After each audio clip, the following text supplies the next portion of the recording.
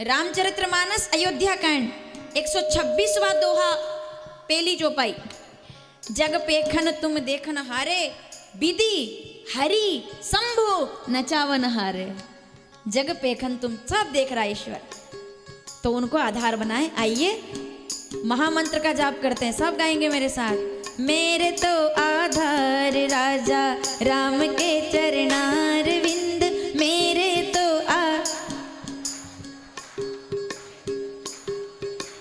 मेरे तो आधार सीता राम के चरणार विंद, मेरे तो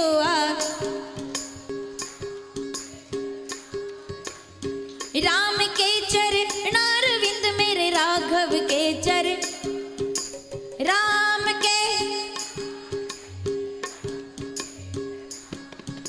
मेरे तो आधार सीता राम के चरणार विंद, मेरे तो आधार सीता राम के चरणार विंद।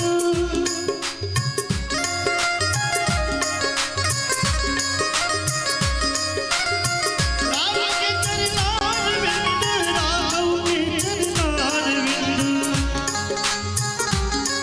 शंकर जी जिनका ध्यान करते हैं, जा सुनाम बल शंकर काशी। मेरे तो आधार राजा, ताली के साथ भाव से, मेरे तो आधार राजा राम के चरणार विंद, मेरे तो आधार सीता राम के चरणार विंद। मेरे तो आधार सीता राम के चरणार विंद।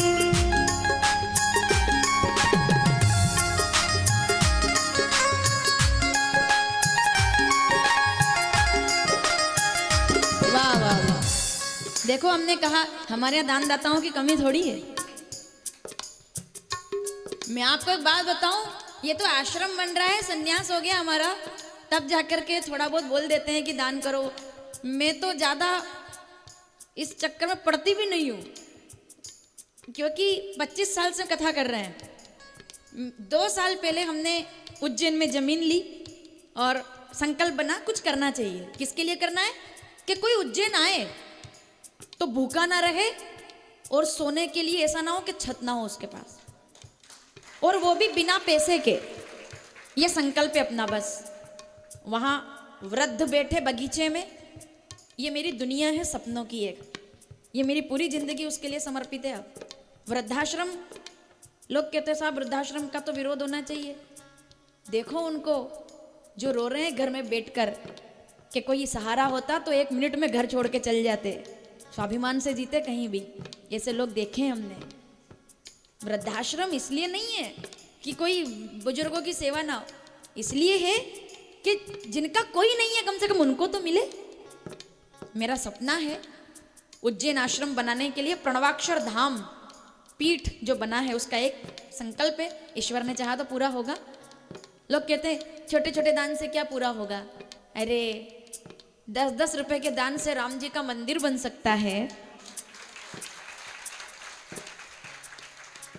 कल एक बाबूजी ने आजीवन सदस्यता ली, अब मुझे नाम पता नहीं है। उनके साथ जो माता जी आई थी, उनकी पत्नी, धर्मपत्नी होगी, कल आए थे वो। उनके पति देवता ने 11,000 रुपए की घोषणा कर दी थी, तो अब उनको अलग से यहाँ बटुआ निकालने की जरूरत नहीं थी। माताओं में ये भाव होता है। अब उनने कहा 11,000 आपने दे दी है, मेरी संपत्ति तो ये है। मैं सबसे ज्यादा भाव से देखती हूँ जब माताएं बटुए में से 10 रुपए निकालकर मुट्ठी में बांधकर और रख देती है। मेरी नजर में वो 10 रुपए 11 लाख के बराबर है, क्योंकि वो 10 रुपए उनने दान के लिए बचाए हैं। वो कहते हो ना कि जेब में से किधर गए पैसे, वो कभी भी अपने लिए ऐसा नहीं कि कोई उस पैसे से वो आपको पानी पताशी खाते मिलेंगे, कि कोई चाट पकौड़ी खाते मिलेंगे। उस पैसे से या तो वो दान करेगी, या अपने घर के अंदर जब कोई तकलीफ आएगी तुरंत चावल के डब्बे में से पैसा निकालकर ऐसे दे देगी, ऐसे दे देगी जैसे आहा बिना प्रमाण के थोड़ी। अब आप कहोगे कैसे, क्या ये कर रही है? जी नहीं, ये तो फॉलो कर रही है एक पत्नी को, कि एक पत्नी ने ऐसा किया था अपने पति के साथ, वो हम कहते हैं अपने पति के साथ। एक पत्नी ने ऐसा किया था, मैं नाम भूल गई, आप मुझे याद दिलाएंगे। रामचरितमानस अयोध्या कांड दोहा नंबर 100, ठीक है, लेकिन मुझे नाम याद नहीं है, वो मैं आपसे पूछूंगी। पति देवता जिनके साथ फेरे हुए थे, वो चक्रवर्ती सम्राट के बेटे थे, जिनके साथ खुशियों के सपने देखकर आई थी, वो एक राजा की संतान थे और लोगों को पता था कि ये राजा बन जाएंगे। और ये जो लड़की विदा हो रही है, जिसने मखमल से नीचे पैर नहीं रखा कभी, वो एक बहुत बड़े राज्य के राजा की पत्नी बनेगी और वो रानी बन करके मेरी बेटी जिसको मैंने जमीन में से प्राप्त किया है, वो एक बड़े नगर की अब मुझे नाम याद नहीं आ रहा, मैं पूछूं तब बताना, अभी गुनून मत करना वरना याद आ जाएगा। बड़े राज्य की रानी बनेगी, ये वो पिता जानते थे, लेकिन क्या हुआ, न बंगला रहा, न महल रहा, चप्पल तक नहीं रही पैरों में। सोचो आप, कितनी बड़ी बात है। रामचरितमानस अयोध्या कांड 286 दोहा, सारी चौपाइयां पढ़िए आप, आपका जवाब मिल जाएगा मैं किसकी बात कर रही हूं। पुत्री पवित्र किए कुल दो। एक पिता ने जब गर्व से अपनी लड़की को देखा था जंगल के अंदर, वो वैरागी के कपड़े में थी, जिसको विदा किया था, उसके ही बराबर वजन के सोने पहना करके, उनके ही बराबर वजन का सोना पहना करके अपनी बेटी को विदा किया था। आज उनको कैसे वस्त्र में, वो साधु वाले वलकल वस्त्र में देखा, तो जनक जी ने अपनी बेटी के सिर पे हाथ रख के कहा था, बेटी तूने आज 2 कुल पवित्र कर दिए कि बेटी हो तो तेरे जैसी हो, पुत्री पवित्र किए। अगर तू बैग पैक करके इस कठिन परिस्थिति में घर आ जाती तो मेरा सर शर्म से झुक जाता, पर आज मैं फिर बोल रही हूँ, लिख लो, घर में रामायण है, लिख लो, रामचरितमानस अयोध्या कांड 286 दोहे के बाद आपको ये चौपाई मिल जानी चाहिए। हमने भी कभी कभी कहीं सुना होगा, रामायण चलती रहती है कहीं, तो मैं पूछ लेती हूँ वही कौन सा दोहा है, तो वो रह जाता है कभी याद। तो आप इसको पढ़ना, आपकी आंखों में आंसू आ जाएंगे कि जनक जी देखते हैं बेटी को अपनी, मुझे पिता का नाम याद है, बेटी का नाम मैं भूल गई, वो मैं आप ही से पूछूंगी, आप कुछ भी कर लो। तो वो बेटी से कहते हैं, बेटी पुत्र पवित्र किए कुल, तूने पवित्र कर दिए मेरे कुल को। क्यों? क्योंकि अगर तू संकट के परिस्थिति में अपने पति का साथ छोड़कर घर आ जाती ना, तो मेरा सर शर्म से झुक जाता, पर आज तुझे ऐसे वस्त्रों में देखकर मैं कहूँगा ये मेरी बेटी है जो अपने पति के पीछे चलकर आई है। मेरी खुशियाँ ही ना बांटे, मेरे गम भी सहना चाहे, देखे ना ख्वाब वो महलों के, मेरे दिल में रहना चाहे। तो रामचरितमानस अयोध्या कांड दोहा नंबर 99 के बाद, सुनी केवट के बेन, प्रेम लपेटे अटपटे, विहसे करुणा एन, चितई जान की लखन था ना। और जब वो प्रणाम करता है, आहा, वो प्रणाम करता है केवट, तो राम जी ऐसे करते हैं हाथ। अब सुन लो, ये राम जी कौन से हैं? अयोध्या वाले। जब भी कोई प्रणाम करता था, ये मोती की माला है ना, प्रणाम कोई करता, मोती की माला उतारते और दे देते, कितनी महंगी होती। ये राम जी कौन? अयोध्या के राजा दशरथ के बेटे। कब की बात है? वनवास के पहले। कोई प्रणाम कर रहा है, ये ऐसे ऐसे किया, प्रणाम प्रभु प्रणाम, हाँ हाँ, कोई चरणों में झुका, ले भाई ले जा, देखते नहीं थी क्या दे रहा हूं, सब दे देते। केवट ने प्रणाम किया, उनने वापिस ऐसे किया, आदत थी ना, ऐसे किया, उनका हाथ गया ऐसे कि माला तोड़ लूं और इनको दे दूं। जब राम जी के ऊपर संकट आ सकता है तो हम लोग क्या है? समय कभी एक जैसा नहीं रहता है। आहा, किस भूमि पर बैठे हो आप? काशी की भूमि है। इसका तो समय से बड़ा और कोई परिचय ही नहीं है। इससे तो समय का, इससे बड़ा क्या परिचय मांगोगे आप? तो चलो पहले ये प्रसंग पूरा करती हूँ, फिर जो याद आया उस पर बात करूंगी, ठीक है? और याद तो आपको आ ही गया होगा कि मैं कहाँ ले जाने वाली हूँ आपको अगले प्रसंग में। नाम याद रखना बस, मणिकर्णिका से थोड़ा सा आगे चलेंगे, लेकिन रुकना अभी। कौन बेटी है वो देखती है, वो राम जी का हाथ ऐसे गया, ऐसे तोड़ू और दे दूं, तो गया हाथ। पर आज सब त्याग आए, अब तो गला खाली, चंदन तुलसी रुद्राक्ष पड़ा है, ये तोड़ करके दूं तो भी कोई फायदा नहीं तो राम जी बहुत उदास, पहली बार उदास हो गए। क्यों? इसलिए नहीं कि मैं राजकुमार से बनवासी हूं, इसलिए आज इसको देने के लिए मेरे पास कुछ नहीं है। ऐसे करके हाथ नीचे आने लगा। अब देखो आप, अब इस समय हाथ ऐसे आया ना, इनका हाथ ऐसे आया और तुरंत हाथ सीता जी का अपनी अंगूठी पर गया और अंगूठी निकाल करके अपने पति को देकर कहती है, आपका समय ठीक नहीं है तो क्या हुआ, आपकी पत्नी तो आपके साथ है, ये अंगूठी आप रख लीजिए, ये अंगूठी आप रख लीजिए। और आपके पास पैसे नहीं है, और ये त्रेता युग में नहीं हुआ है, ये हर युग में होता है, हर युग में हुआ है, हर युग में ये हुआ है। एक सोफे की व्यवस्था देखो, अगर हमारे बीच में संतों का आगमन हो रहा है तो एक सोफे की व्यवस्था, हाँ वो वाला सोफा खाली करवा लो। और कोई बात नहीं, आप कोई संत हमारे बीच में शायद आने वाले हैं तो उसके लिए थोड़ी व्यवस्था बनाए। और जिन बाकी लोगों को कुर्सी पर, संतों के लिए व्यवस्था बन रही है। तो पुत्री पवित्र किए कुल दो, कहने का तात्पर्य ये है, ध्यान दीजिएगा जरा मेरी तरफ, क्योंकि हमको कथा भी पूरी करनी है और आगे भी बढ़ना है। ये प्रसंग निकल गया तो मैं बोल रही हूँ। तो पत्नी कौन है जो अपने पति का संकट में साथ ना छोड़े? तब राम जी की तरफ अंगूठी बढ़ाकर कहती है कि ये लीजिए, आपके पास नहीं है तो क्या हुआ, मैं अपनी अंगूठी आपको देती हूँ ना। और राम जी ने वो अंगूठी केवट को देने का प्रयास किया तो केवट ने मना कर दिया। राम कथा में उसके लिए हमें जाना पड़ेगा, फिर कभी तो हम सुनेंगे। लेकिन कहने का मतलब ये है कि पत्नी वही है जो अपने पति का संकट में साथ दे। तो ऐसे जहाँ जहाँ कोई सहयोग करता है, उस बात पर ये बात निकली थी। तो मैं तो ये कहती हूँ कि संकोच होता है कभी कभी कहने में भी। आइए, हम हमारे बीच महाराज जी पधार रहे हैं, हम तालियों से उनका स्वागत करेंगे। और आ रहे?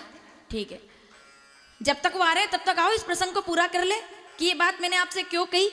ये मैं इसलिए कह रही थी कि मेरा एक सपना है कि भाई हम, यही मैं कह रही थी कि माताएं जब मुट्ठी से कुछ निकाल करके 10 रुपए भी देती हैं तो उसका बड़ा महत्व होता है, क्योंकि वो उन्होंने कहीं से बचा कर रखा होता है। तो जैसे सीता जी ने अंगूठी निकाल कर दी, ऐसे भारत की हर नारी चावल के डिब्बे में पैसे केवल इसीलिए रखती है ताकि जब पति को जरूरत पड़े तो तुरंत ले जा करके कहते ये लो, तुरंत पैसे की व्यवस्था घर में हो जाती है, और वो केवल पत्नी कर सकती है।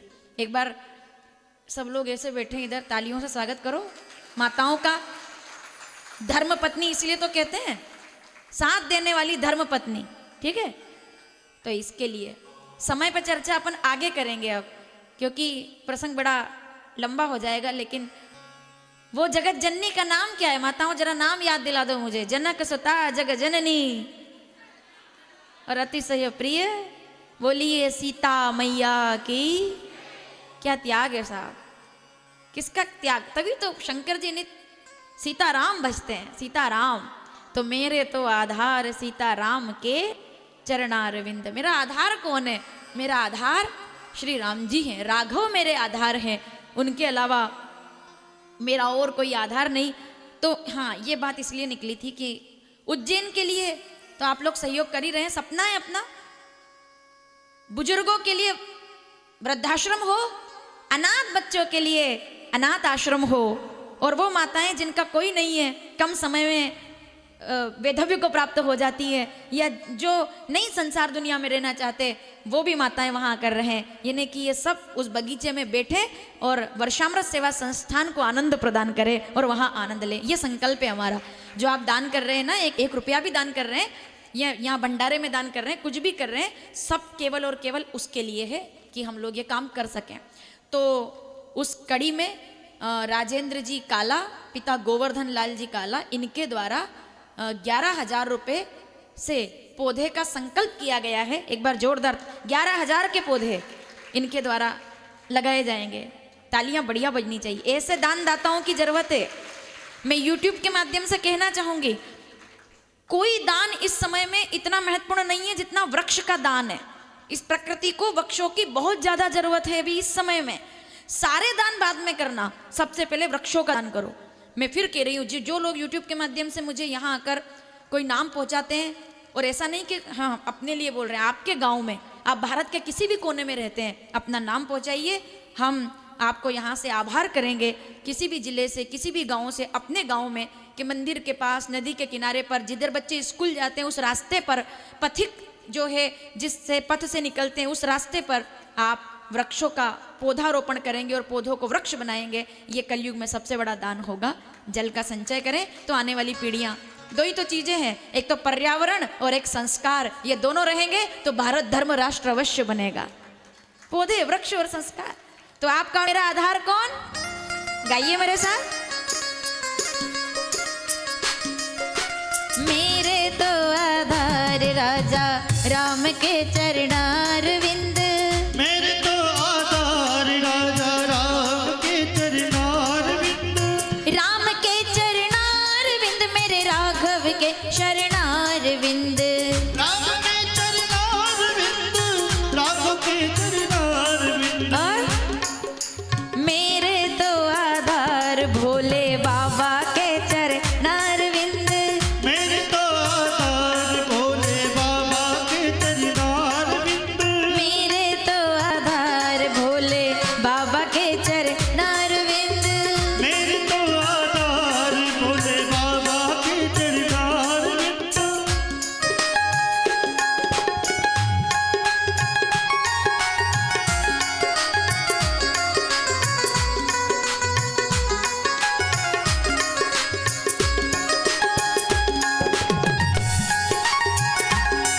आहा,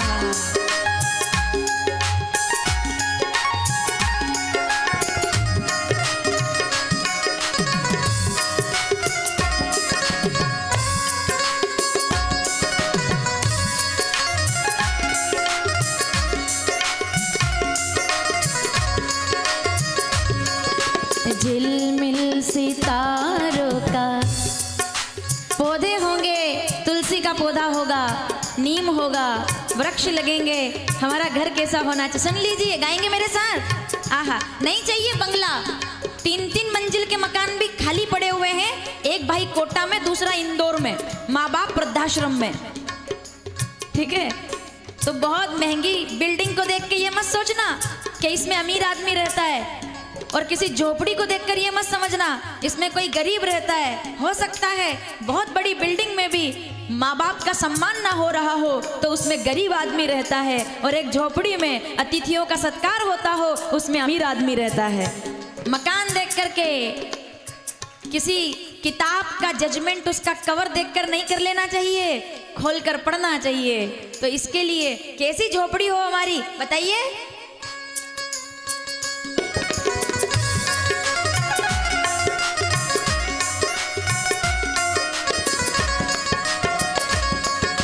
झिलमिल सितारों का आंगन होगा, आंगन में हरि का दर्शन होगा।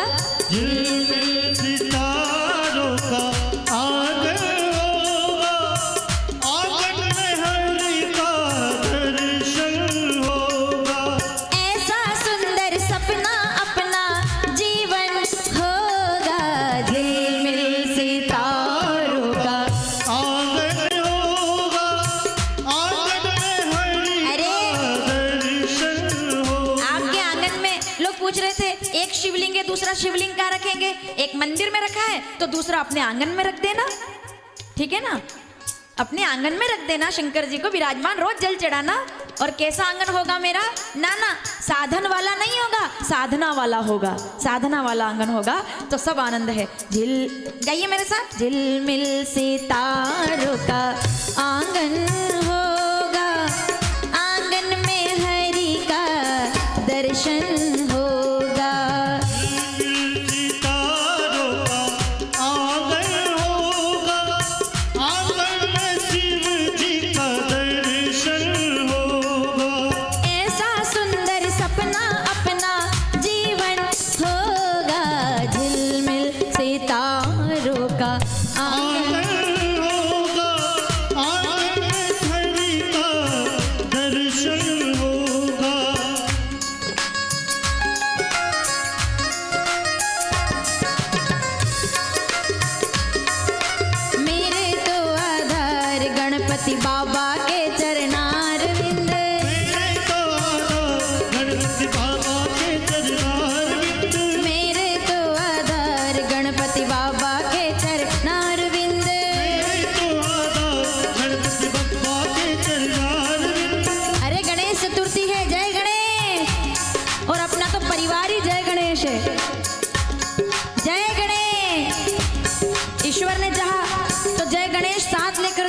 आप, ठीक है। जय गणेश।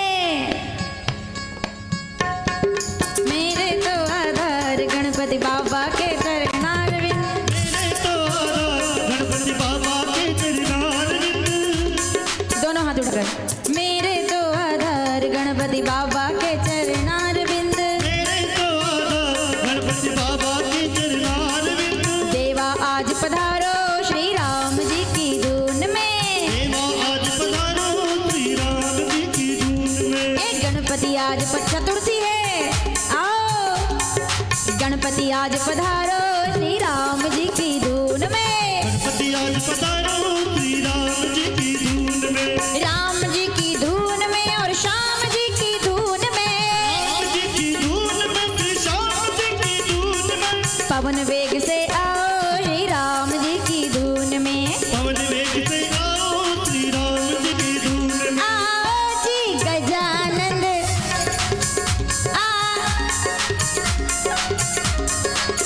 हमारा सत्संग। मालवा का सिग्नेचर भजन, ये भजन गा रहा है मतलब मालवा का आदमी है। मालवा के व्यक्ति की दो पहचान है। पूरी पंगत में मालवा के व्यक्ति को पहचानना हो, कैसे पहचानोगे?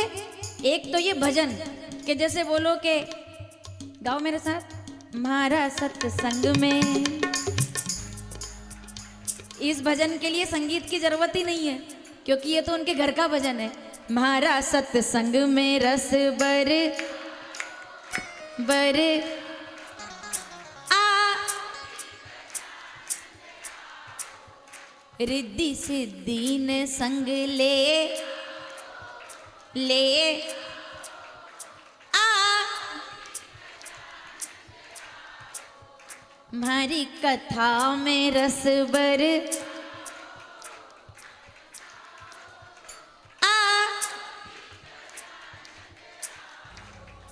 एक तो ये भजन, इससे पता चल जाता है कि व्यक्ति मालवा का है। और एक भोजन की थाली में सेव, जो अपने यहाँ, हाँ, उसके बिना थाली अधूरी है, ठीक है ना। हमारे यहाँ एक कवि कहते थे कि मालवा के व्यक्ति सेव की सब्जी में भी सेव डाल के खाता है। ये उसकी पहचान है कि वो सेव में भी सेव डाल के खाए, हर चीज में। तो मतलब ये, हाँ, तो इसके लिए हम तो अब ऐसे मालवा वाले, तो अब तो हमारे बाहर के लोग भी मालवा वाले हो गए। लखनऊ वाले सिंह साहब भी मालवी बोल रहे थे एक दिन। तो हमने कहा ये क्या हुआ भाई? देखो आप छत्तीसगढ़ के लोग कभी इस बार तो आए नहीं, उड़ीसा के लोग कभी कभी, तो हम जैसे बोलते तो क्या बात आप करते, हमने कहा मालवी बोल रहे हैं, बड़ी मीठी भाषा है। तो चलो गा लेते हैं जल्दी से। महारा सत्संग में रस बर बर आ गजा आओ ओ आओ जी गजानंद आओ। आओ जी गजानंद, आओ जी गजानंद आओ। आओ जी गजानंद आओ। आओ जी गजानंद आओ। महारा सत्संग में रस बर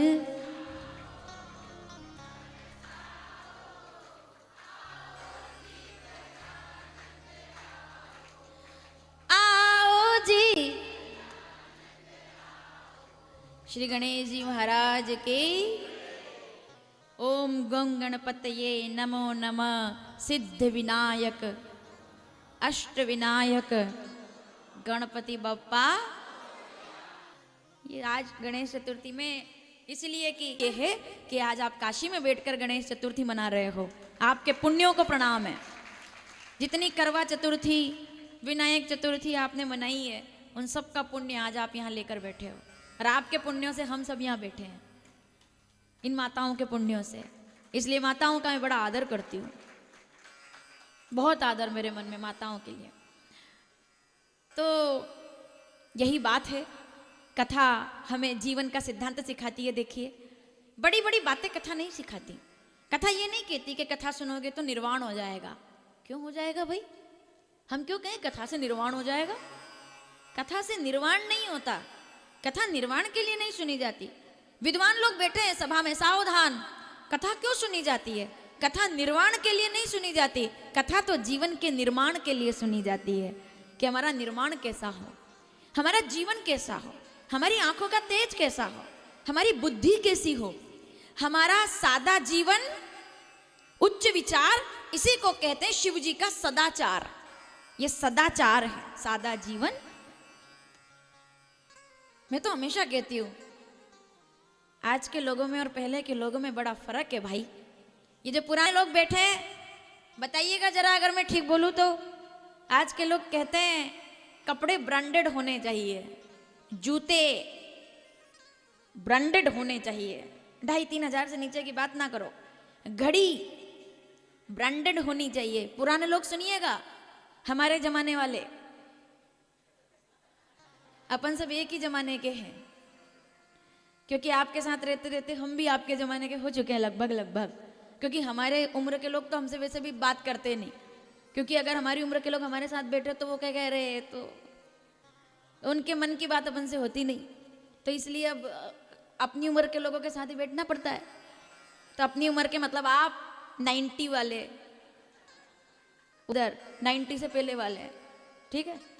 हाँ तो सुनिएगा, पहले के लोगों में और आज के लोगों में बड़ा फर्क है। आज के बच्चे कहते हैं कपड़े ब्रांडेड होने चाहिए, जींस 3,500 की होनी चाहिए, चाहे 4 जगह से फटी क्यों ना हो, लेकिन ब्रांडेड होनी चाहिए। टी शर्ट इधर अलग कलर उधर अलग कलर, और उसके बाद ब्रांडेड होनी चाहिए। घड़ी ब्रांडेड होनी चाहिए, बैग ब्रांडेड हो, स्कूल जा रहा है, कॉलेज जा रहा है, कमा कुछ नहीं रहा, सब ब्रांडेड चाहिए, इसको सब ब्रांडेड होना चाहिए। पुराने लोग क्या कहते थे कि कपड़े ब्रांडेड हो ना हो, घड़ी ब्रांडेड हो ना हो, गाड़ी ब्रांडेड हो ना हो, विचार ब्रांडेड होना चाहिए। जब विचार ब्रांडेड हो जाते हैं तो बिना कपड़ों के भी क्या बात है, जिनका तन कुंदन मन कुंदन, देख करके पहचान लेते कि ये कौन है। नाम मैं आपसे पूछूंगी, जिनका तन कुंदन, जो केवल भागवत का एक श्लोक सुन करके दौड़ करके आ गए थे कि वरहा पीड़म नटवर वपु कर्णयोग कर्णिकारम, केवल इस श्लोक को सुन के दौड़े थे। कौन है सोचिएगा, एक युवा जिसको देख करके लड़कियां तालाब में नहाती रही पर उनने कपड़े नहीं पहने, और उनके पिता महाज्ञानी को देखकर कपड़े पहन लिए। तो पिताजी ने कहा भाई ऐसा क्यों, तुमको मेरे बेटा तुम्हारी उम्र का था, मैं तो तुम्हारे दादा परदादा, तुमको मुझसे शर्म आई, उससे नहीं आई। बोले वही तो है। बोले क्या, उनके विचार ब्रांडेड है। जिनका तन कुंदन मन कुंदन, तप तप के बना जीवन कुंदन, उस सूरज से ज्यादा सुंदर मूरत क्या होगी। और जिसने वासना और विकारों का ही त्याग कर दिया, ऐसे सुखदेव जी को कपड़ों की जरूरत। विचार ब्रांडेड है। आप कैसा पहनते हैं कोई फर्क नहीं पड़ता, दुनिया को दिखाने के लिए या क्या, स्वांत सुखाय, खुद को अच्छा लगना चाहिए, विचार खुद का अच्छा होना चाहिए, सब अच्छा है। 10 लाख का कपड़ा पहनने के बाद भी अगर विचार बहुत छोटा है तो बताओ क्या फायदा है, कोई फायदा नहीं। फिर उससे अच्छा है कि एक 250 रुपए का दुपट्टा पहन करके कोई साधु जब निकल जाता है बाजार में, बाबा जी इस कपड़े के अंदर वो ताकत है, ये कितने का है, इसका क्या कीमत है इस कपड़े की, है ना। ये कपड़ा अगर किसी और रंग में होता तो इसकी कीमत शायद मैं बता देती कि 100 रुपए का होगा, 200 का होगा, 500 का होगा, 1000 का होगा, पर क्योंकि इस पर जो भगवा रंग चढ़ गया और राम लिखा गया, अब इसकी कोई कीमत नहीं है। और इसको जब कोई ओढ़ता है तो फिर उसकी भी कोई कीमत। ओ अद्भुत हो जाता है। हमारे बीच परम पूज्य महाराज जी पधारे, तालियों के साथ आप वंदन नमन करके